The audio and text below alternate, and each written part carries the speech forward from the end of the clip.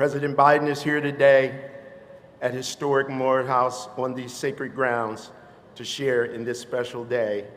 Ladies and gentlemen, please welcome to the podium the 46th President of the United States, Joseph R. Biden.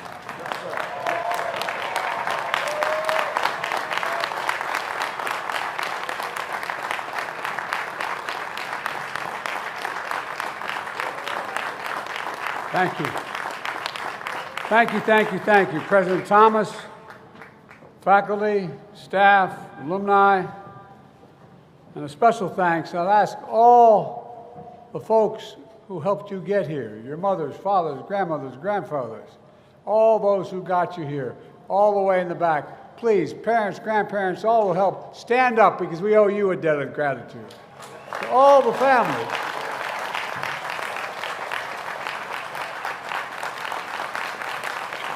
That is not hyperbole. A lot of you, like my family, had to make significant sacrifices to get your kids to school. It mattered. It's mattered a lot. And the friends of Morehouse and the Morehouse men of the class of 2024, I got more Morehouse men in the White House telling me what to do than I know what to do. You all think I'm kidding, don't you? You know I'm not. And it's the best thing that's happened to me.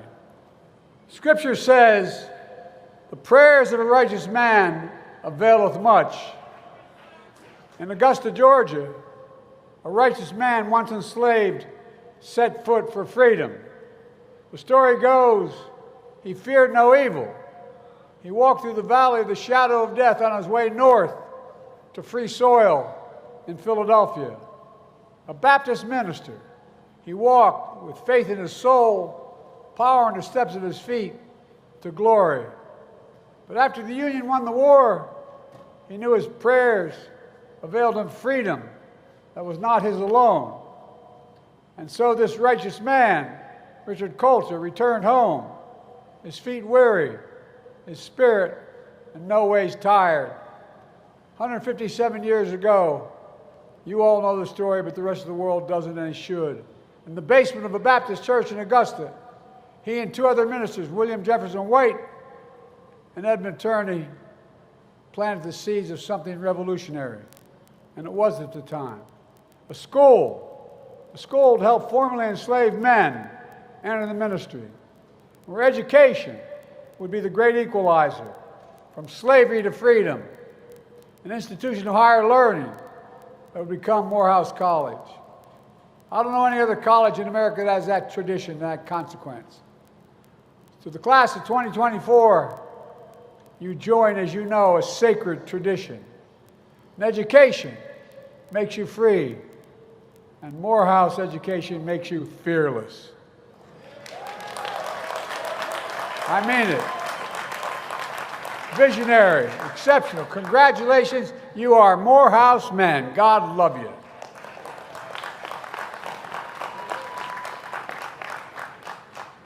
And again, I thank your families and your friends who helped you get here, because they made sacrifices for you as well.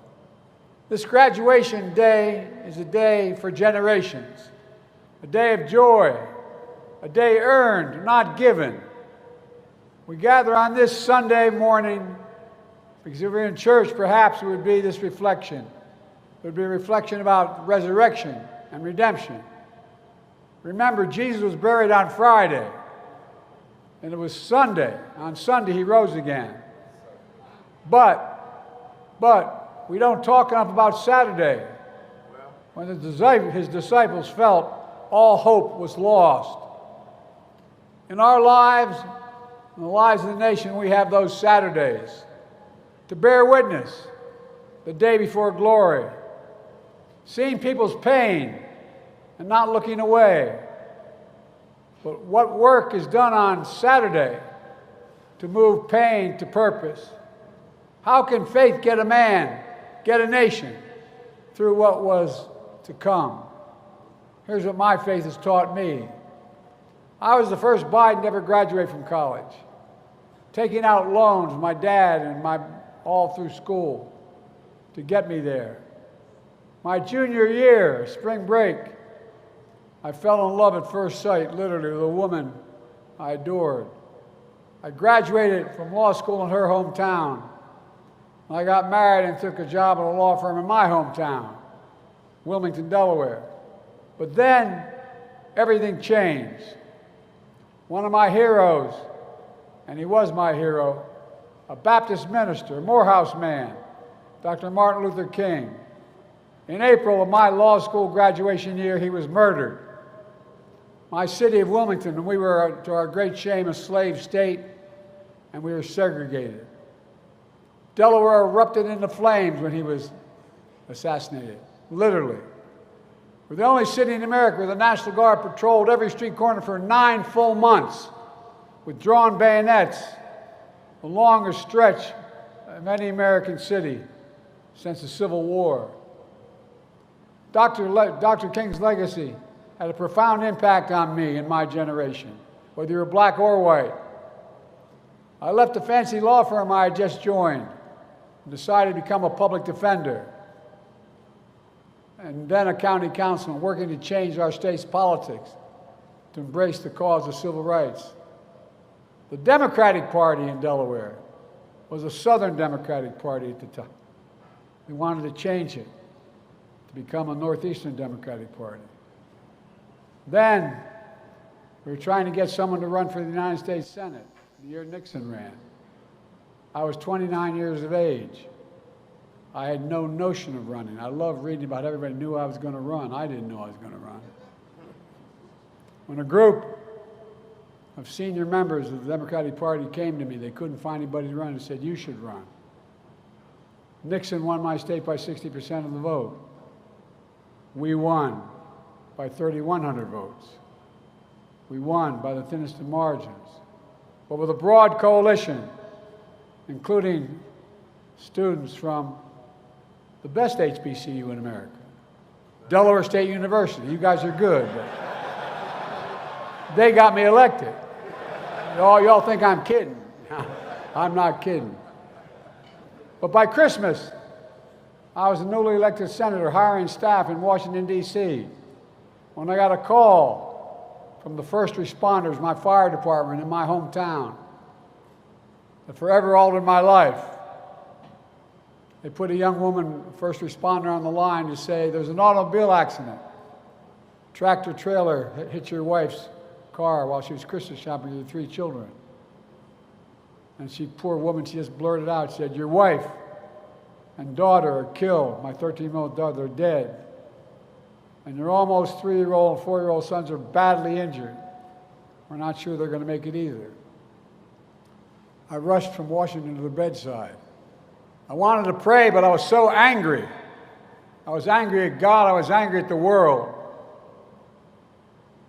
I had the same pain 43 years later when that 4-year-old boy who survived was a grown man and a father himself, lying in another hospital bed at Walter Reed Hospital, having contracted stage 4 glioblastoma because he was a year in Iraq as a major, won the Bronze Star, living next to a burn pit.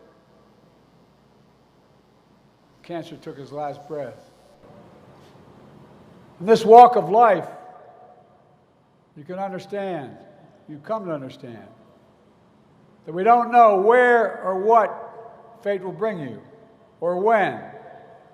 We also know we don't walk alone. When you've been a beneficiary of the compassion of your family, your friends, even strangers, you know how much the compassion matters. I've learned there is no easy optimism, but by faith, we can find redemption.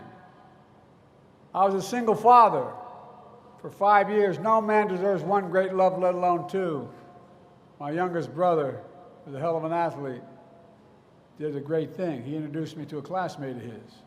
Said, "You'll love her. She doesn't like politics."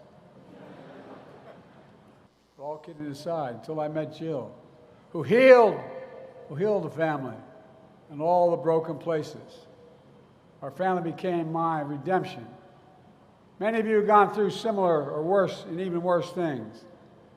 But you lean on others. They lean on you. And together you keep the faith in a better day tomorrow. But it's not easy. I know 4 years ago, as some of your speakers have already mentioned, it felt like one of those Saturdays. The pandemic robbed you of so much. Some of you lost loved ones, mothers, fathers, brothers, sisters, who aren't able to be here to celebrate with you today. You missed your high school graduation. You started college just as George Floyd was murdered. And there was a reckoning on race. It's natural to wonder if democracy you hear about actually works for you. What is democracy? If black men are being killed in the street, what is democracy? The trail of broken promises still leave black communities behind. What is democracy? You have to be 10 times better than anyone else to get a fair shot. And most of all, what does it mean, as we've heard before, to be a black man who loves his country, even if it doesn't love him back in equal measure?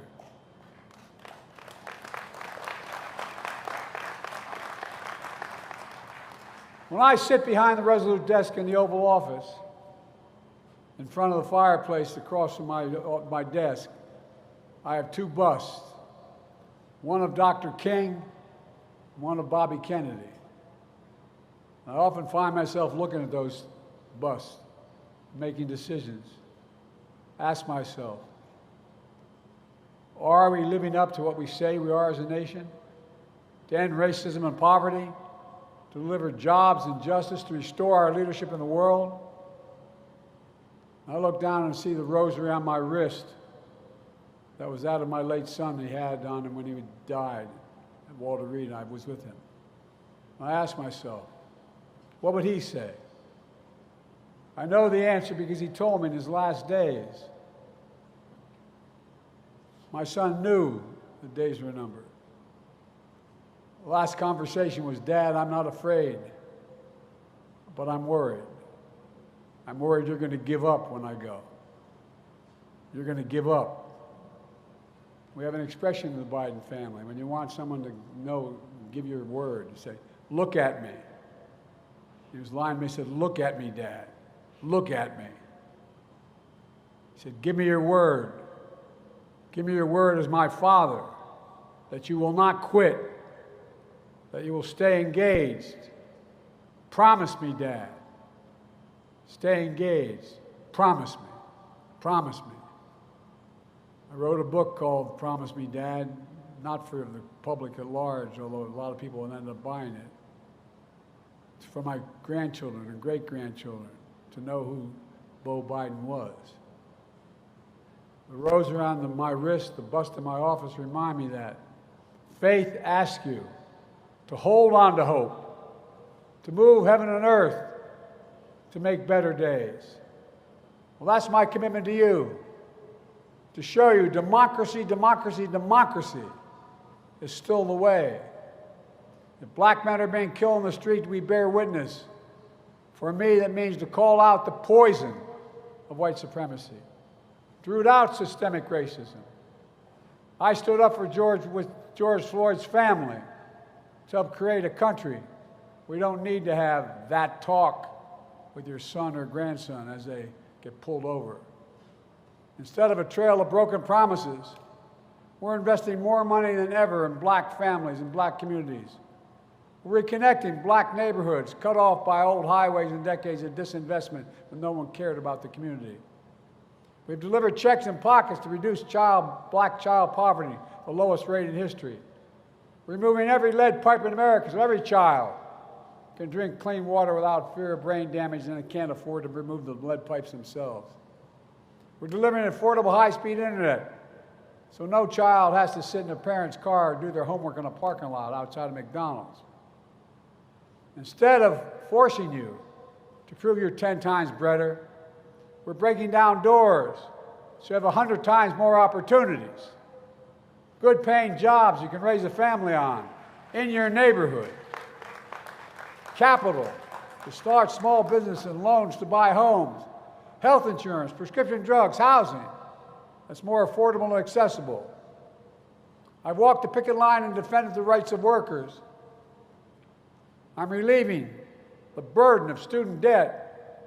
Many of you have already had the benefit of it, so I can chase your dream and grow the economy. When the Supreme Court told me I couldn't, I found two other ways to do it. And we were able to do it because it grows the economy. And I, in addition to the original $7 billion investment in HBCUs, I'm investing $16 billion more dollars, more in our history, because you're vital to our nation. Most HBCUs don't have the endowments. The jobs of the future require sophisticated laboratories, sophisticated opportunities on campus. We're opening doors so you can walk into a life of generational wealth, to be providers and leaders for your families and communities. Today, record numbers of Black Americans have jobs, health insurance, and more than ever. Democracy is also about hearing and heeding your generation's call to a community free of gun violence and a planet free of climate crisis, and showing your power to change the world. But also know, some of you ask, what is democracy? We can't stop wars that break out and break our hearts. In a democracy, we debate and dissent about America's role in the world. I want to say this very clearly. I support peaceful, nonviolent protest.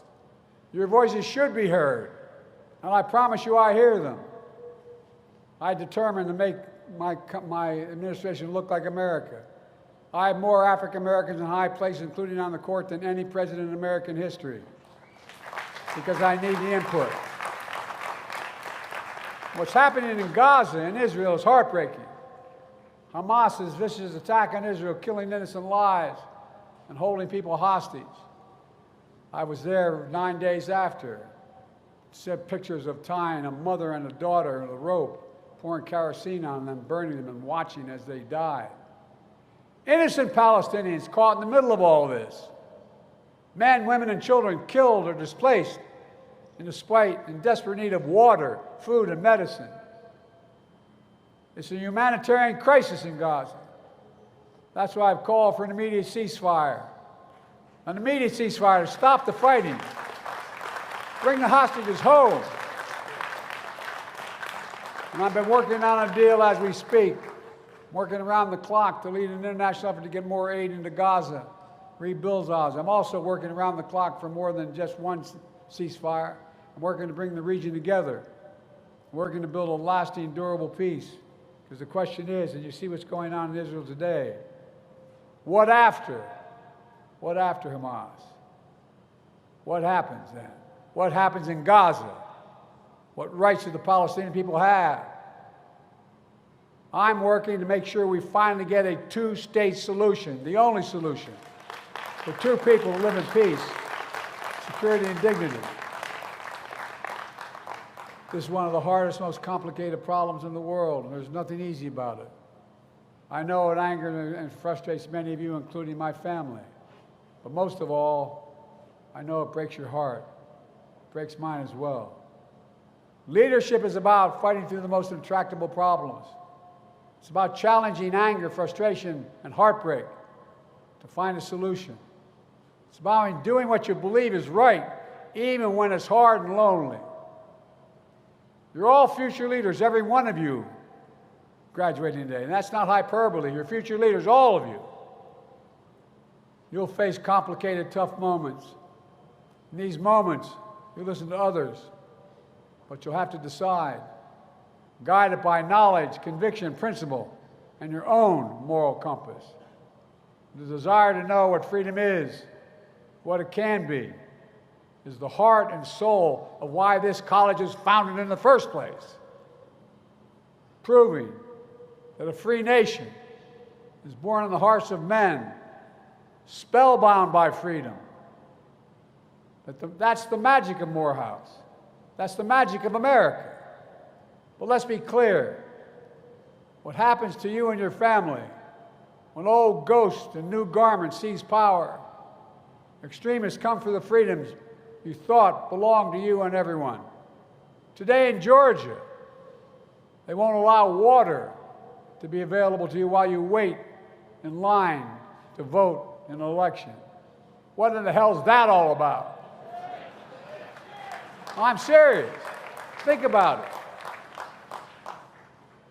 And then the constant attacks on black election workers who count your vote.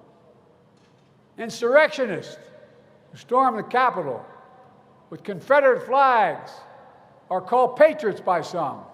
Not in my house. Black police officers, black veterans protecting the Capitol were called another word, as you'll recall. They also say out loud, these other groups, immigrants poison the blood of our country, like the Grand Wizard and fascists said in the past. But you know and I know, we all bleed the same color. In America, we're all created equal. Extremists close the doors of opportunity, strike down affirmative action, attack the values of diversity, equality, and inclusion. I never thought when I was graduating in 1968, as your honoree just was, we talked about, I never thought I'd be a president at a time when there's a national effort to ban books, not to write history, but to erase history. They don't see you in the future of America, but they're wrong. To me, we make history, not erase it. We know black history is American history.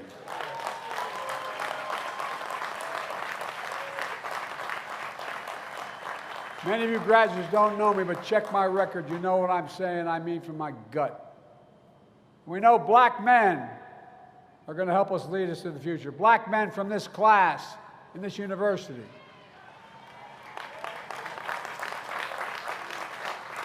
But graduates, this is what we're up against.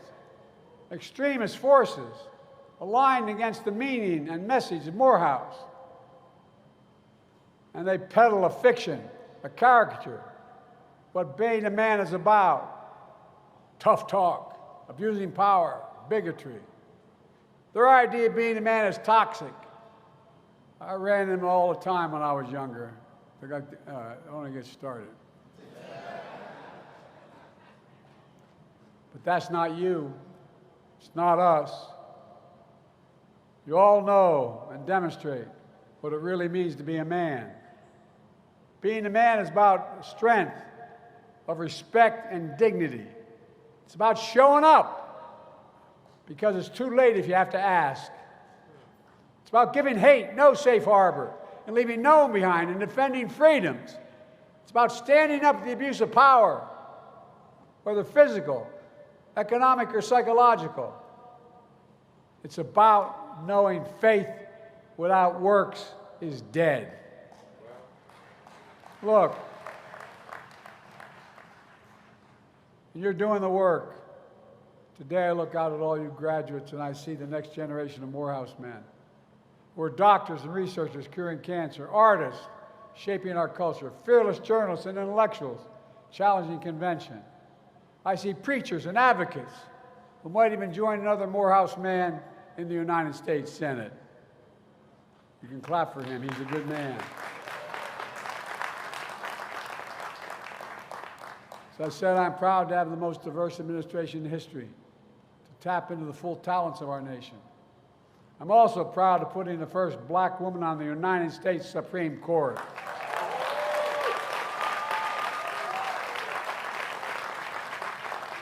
And I have no doubt one day a Morehouse man will be on that court as well. Oh, you know it. I've been vice president of the first black president and become my close friend, and president to the first woman vice president. Well, I have no idea, no doubt, that a Morehouse man will be president one day, just after an AKA from Howard.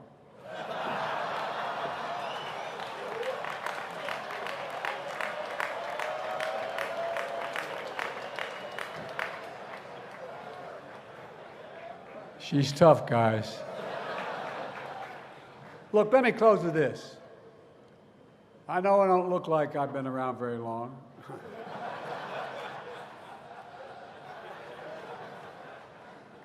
But in my career, for the first 30 years, I was told, "You're too young, kid." It used to stop me from getting on the Senate elevator when I first got there, for real. Now, I'm too old. Whether you're young or old, I know it endures. The strength and wisdom of faith endures. And my hope for you is, my challenge to you is, that you still keep the faith so long as you can. That cap on your head proves you've earned your crown. The question is now, 25 years from now, 50 years from now, when you're asked to stand and address the next generation of Morehouse men, what will you say you did with that power you've earned? What will you say you've done for your family, for your community, your country, when it mattered most? I know what we can do. Together we're capable of building a democracy worthy of our dreams, a future where even more your brothers and sisters can follow their dreams, a boundless future where your legacies lift us up to show those who follow, a bigger, brighter future that proves the American dream is big enough for everyone to succeed.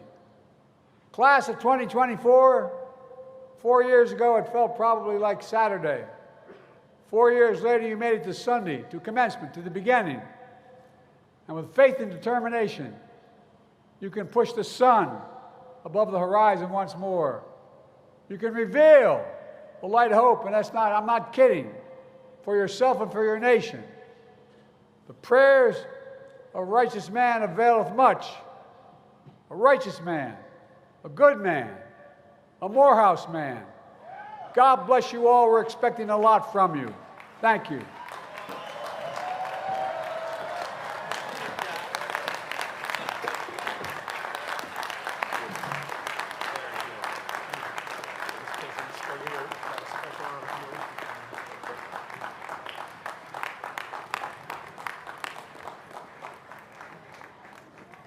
President Biden, thank you for that thought-provoking message. I want to say that from my point of view, you've been listening. You spoke to us about your vision for the future. You spoke to the hard issues confronting our nation and the world at this moment.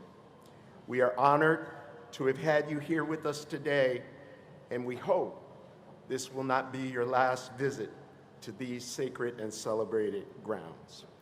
Please join me again, audience, in thanking President Biden for his generous words.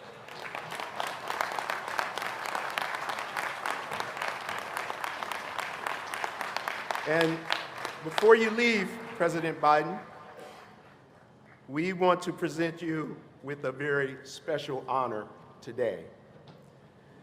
Today, President Biden, it is my pleasure to confer upon you an honorary degree from Morehouse College and count you among the ranks of honorary Morehouse men.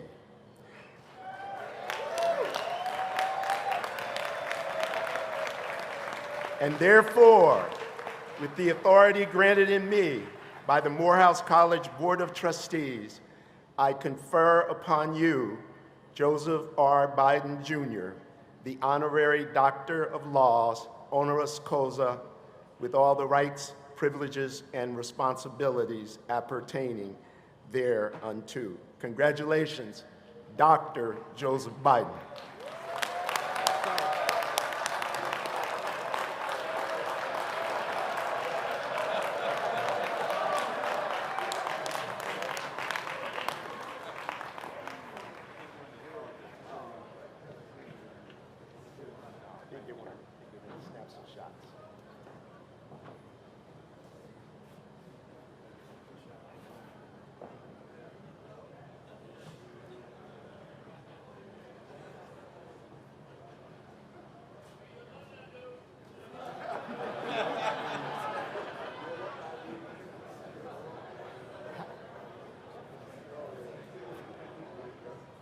I'm not going home.